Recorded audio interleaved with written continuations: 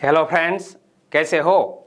जी के 2020 YouTube channel में आप सभी दोस्तों का हार्दिक स्वागत है। आज के इस वीडियो में हम बायोडाइवर्सिटी की ही चर्चा करने वाले हैं, लेकिन आज के इस वीडियो में हम भारत के महत्वपूर्ण अभयारण्य की बात करने वाले हैं, यानी कि इंडियन जियोग्राफी से जुड़ा हुआ हमारा यह वीडियो आप लास्ट तक देखें। लास्ट में कमेंट सेक्शन में जरूर बताना कि यह वीडियो आपको कैसा लगा। ओके, और यह वीडियो किसको देखना चाहिए?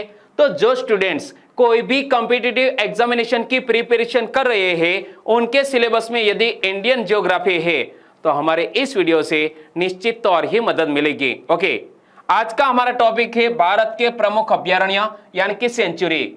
इंग्लिश में कहे तो मेजर सेंचुरीज ऑफ इंडिया। तो सबसे पहले नागार्जुन सागर अभयारण्य की बात करें। कौन सा?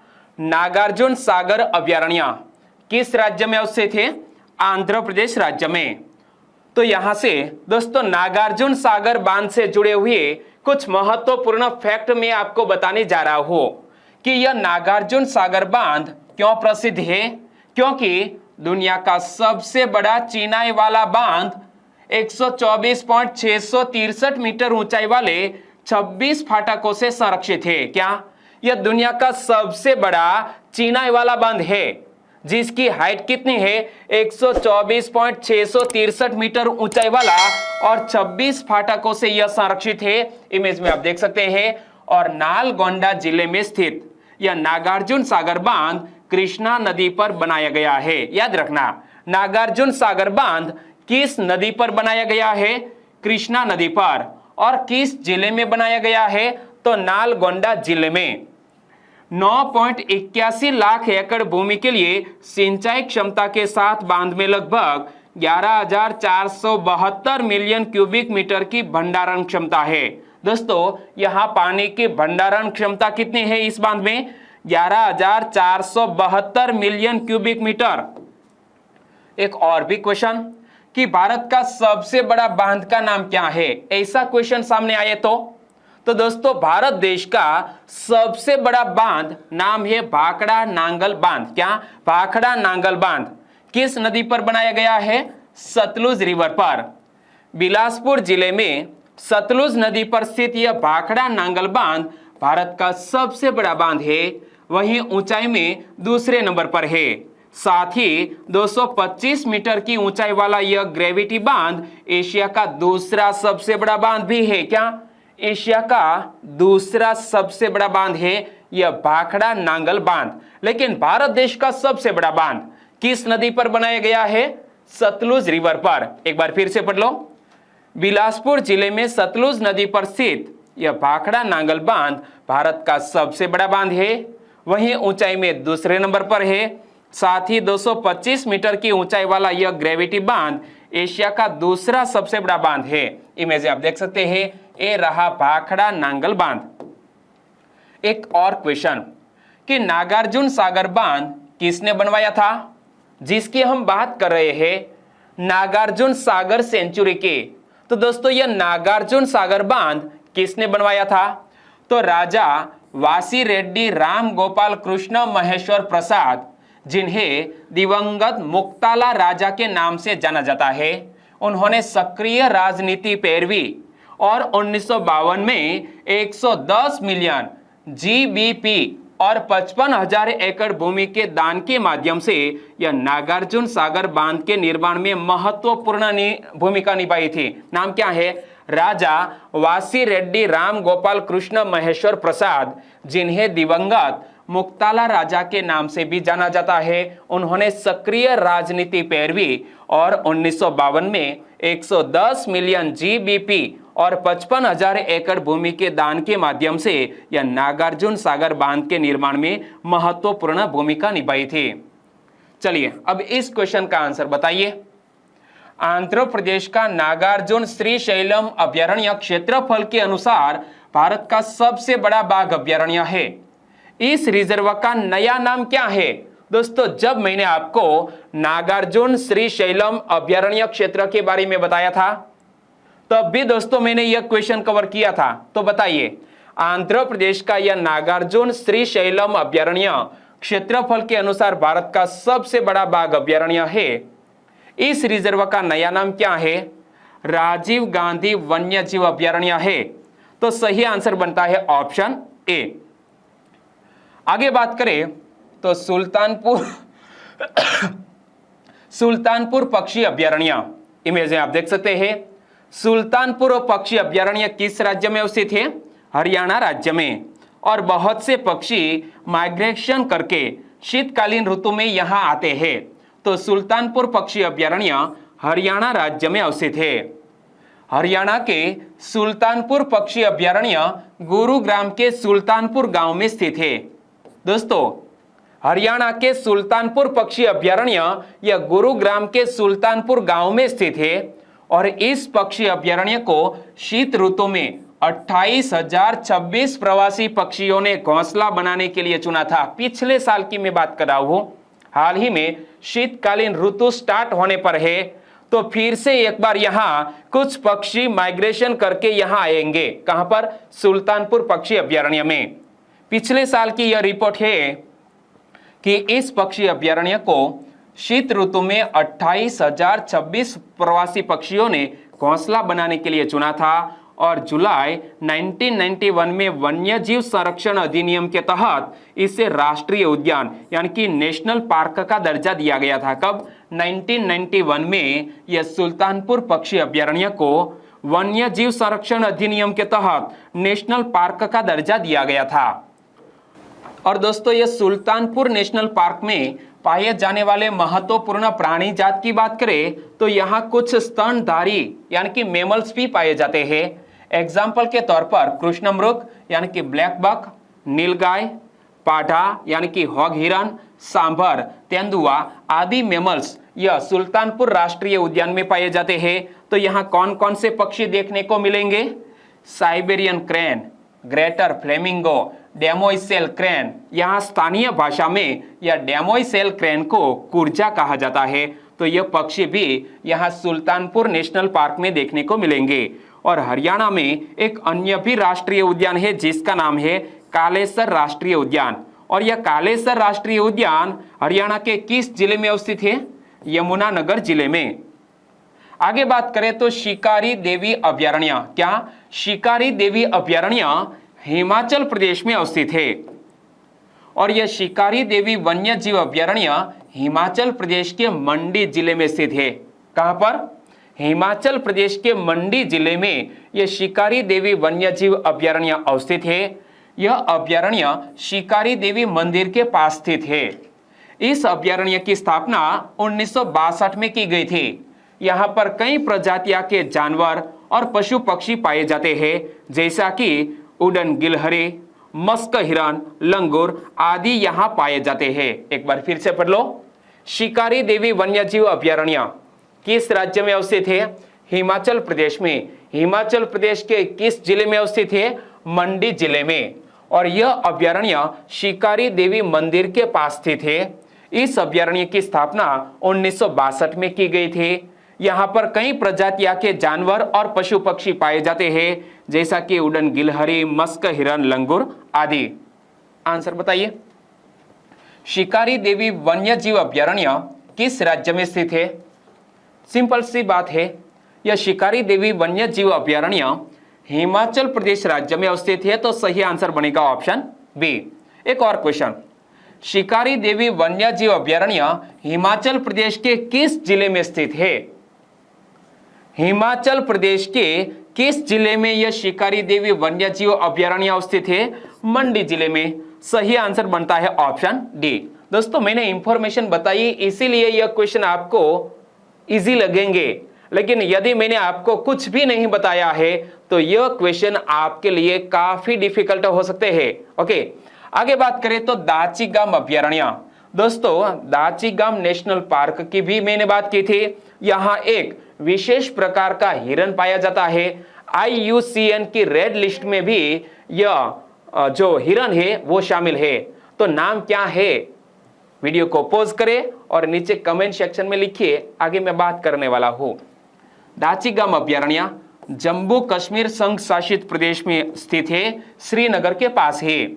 जम्मू कश्मीर के राज्य पशु विश्व प्रसिद्ध हंगुल हिरन, इमेज में आप देख सकते हैं, हंगुल हिरन की संख्या लगातार घट रही है। कश्मीर का रेड डियर यानी कि यह हंगुल प्रजाति का यह हिरन लुप्त होने की कगार पर है। याद रखना, जम्मू कश्मीर का यह राज्य पशु है हंगुल। हंगुल को कश्मीर का रेड डियर भी कहा जाता है, लेकिन स्थानीय भाषा में कहा जाता है हंगुल, और इनकी संख्या लगातार कम होती जा रही है। श्रीनगर के बाहरी क्षेत्र में स्थित यह दाचीगाम राष्ट्रीय उद्यान, कौन सा, दाचीगाम नेशनल पार्क में 2009 तक इनकी संख्या 234 थी। 2009 में यह हंगुल की संख्या कितनी रह गई थी, 234, वहीं 215 में घटकर सिर्फ 186 रह गई। हंगुल की संख्या के आकलन का यह प्रयास दाचीगाम राष्ट्रीय उद्यान और कश्मीर घाटी में आसपास स्थित क्षेत्रों में किया गया था। और दोस्तों, हमारा भारत देश का एकमात्र ऐसा क्षेत्र जहां पर यह हंगुल हिरन पाया जाता है, और वो है दाचीगाम नेशनल पार्क। जंगलों में आधिपत्य, चारागाहों की कमी और इनकी खाल और सींगों के लिए इनके शिकार से इनकी संख्या काफी कम हो गई है। दोस्तों, हंगुल की संख्या कम होने की वजह क्या है, तो जंगलों में आधिपत्य, चारागाहों की कमी और इनकी खाल और सींगों के लिए इनके शिकार से इनकी संख्या काफी कम हो गई है। क्या, हंगुल का शिकार किया जाता है, और कश्मीर में इस हिरन का इतना शिकार हुआ कि इस प्रजाति को संरक्षित करना मुश्किल हो गया है। हंगुल हिरन की कुछ प्रमुख विशेषताएं भी मैं आपको बता दूं कि यह हंगुल हिरन की प्रमुख विशेषताएं क्या क्या है।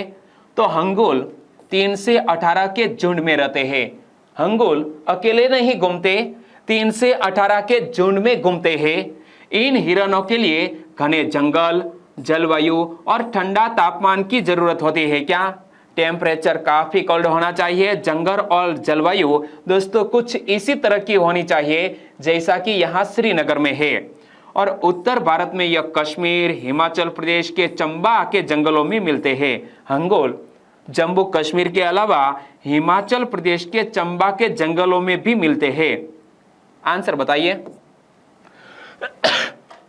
दाचीगाम अभयारण्य के संदर्भ में निम्नलिखित कथनों पर विचार करें। सिर्फ 2 ही कथन है और उपर्युक्त में से कौन सा कथन सही है वो आपको गैस करना है। विश्व प्रसिद्ध हंगुल हिरन इस राष्ट्रीय उद्यान में पाया जाता है, यह कथन बिल्कुल सही। दाचीगाम राष्ट्रीय उद्यान जम्मू कश्मीर में स्थित है, यह कथन भी बिल्कुल सही, क्योंकि श्रीनगर के पास ही यह दाचीगाम राष्ट्रीय उद्यान है। और हमें पूछा गया है कौन सा कथन सही है, 1 और 2 नंबर का कथन सही, तो आंसर बन जाता है ऑप्शन सी। आगे पेरियार अभयारण्य की बात करें। क्या, पेरियार टाइगर रिजर्व, दोस्तों हमने भारत देश के महत्वपूर्ण टाइगर रिजर्व के बारे में पढ़ लिया है। 4 से 5 वीडियो हमारी चैनल पर अवेलेबल है। और टाइगर रिजर्व से जुड़ा हुआ कोई भी क्वेश्चन यदि एग्जामिनेशन में पूछ लिया जाए तो हमारे इस वीडियो से बाहर नहीं होगा, इसलिए यह वीडियो भी आप देख लीजिएगा। ओके, पेरियार अभयारण्य किस राज्य में स्थित है, केरल राज्य में। इस अभयारण्य में यह पेरियार अभयारण्य में उष्णकटिबंधीय सदाबहार, अर्ध सदाबहार, आर्द्र पर्णपाती वन और घास के मैदान शामिल है। इस अभयारण्य में पुष्पीय पौधों की लगभग 1966 प्रजातियां पाई जाती है। इसमें से लगभग 513 पश्चिमी घाट की स्थानिक प्रजातियां हैं और यह अभयारण्य लगभग 300 औषधीय पौधों का भंडार है। दोस्तों, पेरियार अभयारण्य की कुछ वनस्पति की विशेषताओं के बारे में मैं आपको बता रहा हूं कि यह पेरियार अभयारण्य में उष्णकटिबंधीय सदाबहार, अर्ध सदाबहार, आर्द्र पर्णपाती वन और घास के मैदान शामिल है। इमेज में आप देख सकते हैं। इस अभयारण्य में पुष्पीय पौधों की लगभग 1966 प्रजातियां पाई जाती है। इसमें से लगभग 513 पश्चिमी घाट की स्थानिक प्रजातियां हैं और यह अभयारण्य लगभग 300 औषधीय पौधों का भंडार भी है। आंसर बताइए। पेरियार अभयारण्य से निकलने वाली प्रमुख नदी का नाम क्या है। पेरियार अभयारण्य से निकलने वाली प्रमुख नदी का नाम क्या है? जब दोस्तों पेरियार नेशनल पार्क की बात की थी तब मैंने आपको यह नदी के नाम भी बताए थे। तो पेरियार अभयारण्य से निकलने वाली दो प्रमुख नदियां हैं मुलियार और पेरियार। यह दोनों नदियां पेरियार अभयारण्य से निकलने वाली प्रमुख नदियां हैं। तो आंसर बन जाता है बी और सी दोनों। सही आंसर ऑप्शन डी। आगे बात करें तो हरिके मोतीगढ़ बर्ड अभयारण्य, क्या हरिके मोतीगढ़ बर्ड अभयारण्य, और यह किस राज्य में अवस्थित है? पंजाब राज्य में। इमेज आप देख सकते हैं हरिके वेटलैंड व पक्षी अभयारण्य पंजाब राज्य में अवस्थित है। याद रखना किस राज्य में? पंजाब राज्य में।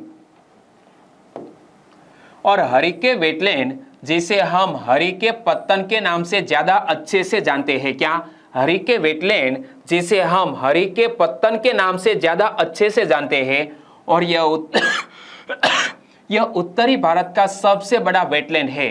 क्या यह हरिके वेटलैंड उत्तरी भारत का सबसे बड़ा वेटलैंड है और ब्यास और सतलुज नदियों के संगम पर स्थित है। पंजाब में तरन तारण जिले में स्थित हरिके वेटलैंड और पक्षी अभयारण्य 1953 में बनाया गया था और यह अमृतसर, फिरोजपुर और कपूरथला में फैला हुआ है। 3 जिलों में यह हरिके वेटलैंड और पक्षी अभयारण्य फैला हुआ है। किन किन जिलों में? अमृतसर, फिरोजपुर और कपूरथला में। और इसे एक पक्षी अभयारण्य कब घोषित किया गया था? 1953 में। एक बार फिर से पढ़ लो। हरिके वेटलैंड जिसे हम हरिके पत्तन के नाम से ज्यादा अच्छे से जानते हैं, यह उत्तरी भारत का सबसे बड़ा वेटलैंड है और ब्यास और सतलुज नदियों के संगम पर यह हरिके वेटलैंड स्थित है। पंजाब में तरन तारण जिले में स्थित हरिके वेटलैंड और पक्षी अभयारण्य 1953 में बना था और यह अमृतसर, फिरोजपुर और कपूरथला में फैला हुआ है। हरिके वेटलैंड इकोसिस्टम 4100 हेक्टेयर के क्षेत्र को शामिल करता है और एक अंतरराष्ट्रीय स्तर पर मान्यता प्राप्त साइट भी है। सर्दियों में यहाँ हिमालय, साइबेरिया व यूरोप से पक्षियों की कई किस्में आती है, जिनमें बाघहंस, सफेद पंखों वाले टर्न, गुच्छेदार बतख और सफेद आंखों वाले पोचर्ड शामिल है। सन 1953 में हरिके पत्तन के पास ब्यास और सतलुज नदियों के संगम पर एक बैराज यानी कि बांध का निर्माण किया गया। कब? 1953 में। और जिसके परिणाम स्वरूप हरिके लेक वेटलैंड का निर्माण हुआ। कई प्रजातियों और जल पक्षियों की बड़ी संख्या के यहाँ मौजूद होने की वजह से इस क्षेत्र के एक बड़े हिस्से को 1982 में पंजाब राज्य सरकार द्वारा पक्षी अभयारण्य घोषित किया गया था। एक बार फिर से यह इतिहास को देख ले। हरिके वेटलैंड इकोसिस्टम 4100 हेक्टेयर के क्षेत्रों को शामिल करता है, कवर करता है और एक अंतरराष्ट्रीय स्तर पर मान्यता प्राप्त साइट्स भी है। सर्दियों में यहाँ हिमालय, साइबेरिया व यूरोप से पक्षियों की कई किस्में आती है, जिनमें बाघहंस, सफेद पंखों वाले टर्न, गुच्छेदार बतख और सफेद आंखों वाले पोचर्ड शामिल है। 1953 में हरिके पत्तन के पास ब्यास और सतलुज नदियों के संगम पर एक बांध का निर्माण किया गया, जिसके परिणाम स्वरूप हरिके लेक वेटलैंड का निर्माण हुआ। कई प्रजातियों और जल पक्षियों की बड़ी संख्या के यहाँ मौजूद होने की वजह से इस क्षेत्र के एक बड़े हिस्से को 1982 में पंजाब राज्य सरकार द्वारा पक्षी अभयारण्य घोषित किया गया था। आगे बात करें तो चिल्का पक्षी अभयारण्य किस राज्य में अवस्थित है?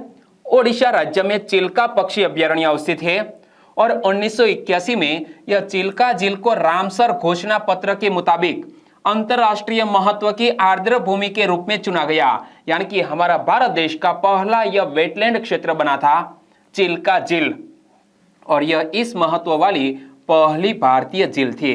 क्या 1981 में चिल्का झील को रामसर घोषणा पत्र के मुताबिक अंतरराष्ट्रीय महत्व की आर्द्र भूमि के रूप में चुना गया और इस महत्व वाली पहली भारतीय झील बनी थी। चिल्का झील अभयारण्य अपने गतिशील सूर्योदय और सूर्यास्त विचारों के लिए अनुकूल रूप से जाना जाता है, यानी कि पर्यटक यहाँ सूर्योदय और सूर्यास्त का नजारा देखने के लिए आते हैं।